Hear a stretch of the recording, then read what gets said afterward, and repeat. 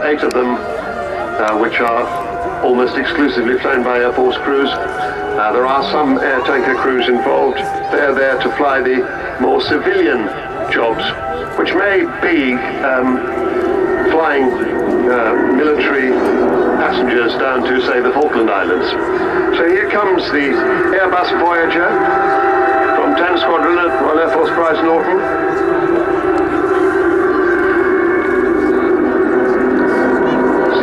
Much like the big airliner that you fly halfway around the world in, because that's what it is, an Airbus A330 with the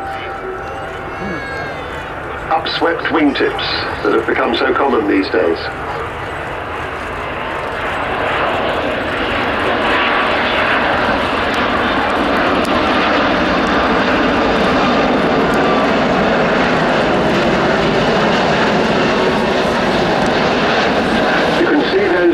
Refueling units under the wings there.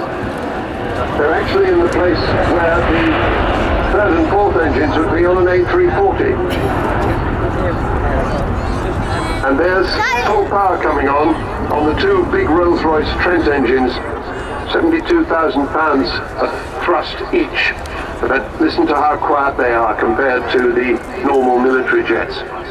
And that, I'm afraid, is all we're going to see